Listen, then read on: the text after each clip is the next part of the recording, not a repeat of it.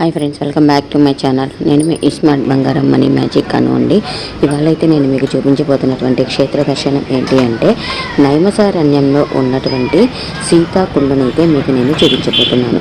ఈ సీతాకుండ అనేది పరమ పవిత్రమైనటువంటి పుణ్యక్షేత్రాలలో సీతాదేవి నివసించిన అరణ్యవాసంలో నివసించినట్టు సమయంలో స్నానం ఆచరించిన కుండాలలో ఇది చాలా ప్రప్రదమైన ముఖ్యమైన కుండంగా అయితే పరిగణిస్తారు. ఎందుకంటే సీతాదేవి తన వనవాసాన్ని స్టార్ట్ చేసినప్పుడు మొట్టమొదటిసారిగా ఇక్కడ స్నానం ఆచరించి ఇక్కడి నుంచే తన వనవాసాన్ని మొదలుపెట్టిందని ఇక్కడ ప్రజలైతే విశ్వసిస్తారు.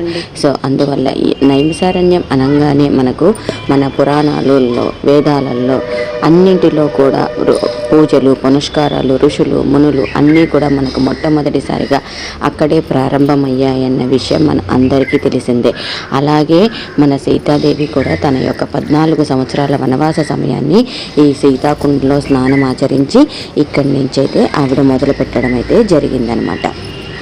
అంతటి అద్భుతమైన ప్రదేశాన్ని మీకు చూపిస్తూ నేనైతే అలాగే మేము అక్కడ గోమతి నదీ తీరానికి సమీపంలో ఉన్నటువంటి గాయత్రి పీఠంలో అయితే సత్యనారాయణ స్వామి వ్రతం అయితే చేసుకోవడం జరిగింది. అది కూడా చిన్న క్లిప్స్ ఇందులో యాడ్ చేస్తున్నాను. వ్రతం అంతా కూడా మీకు నెక్స్ట్ వీడియోలో చూపిస్తాను. వచ్చేయండి చూసేద్దాం.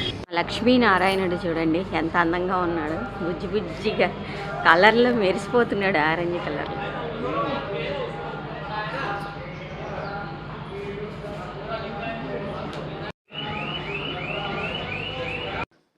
సో నైమసారణ్యంలో సత్యనారాయణ స్వామి వ్రతం అనేది ఇప్పుడు మీరు చూస్తున్నటువంటి ఈ ఆంధ్ర ఆశ్రమంలో అలాగే మనకు గాయత్రి పీఠంలో ఈ 2 ప్రదేశాలలోనూ మనకు అక్కడ సత్యనారాయణ స్వామి వ్రతాలు అయితే మన తెలుగు వారే నిర్వహిస్తూ ఉంటారండి. తప్పకుండా మీరు ఎవరైనా అక్కడికి వెళ్ళినప్పుడు సత్యనారాయణ స్వామి వ్రతాన్ని ఇక్కడ నిర్వహించుకోవాలని కోరుకుంటూ మీకైతే ఈ చిన్న క్లిప్ ఈ వీడియోలో అయితే యాడ్ చేయడం జరిగిందనమాట. నేను చేసిన ఈ వీడియో కనుక మీకు నచ్చినట్టయితే నా వీడియోస్ని లైక్ చేయండి, షేర్ చేయండి, కామెంట్ చేయండి అండ్ సబ్స్క్రైబ్ చేయండి. మరిన్ని మంచి మంచి వీడియోస్ కోసం నా ఛానల్లో వేచి చూస్తూ ఉండండి. Thank you for watching friends. Bye. Stay tuned for next video my lovely friends.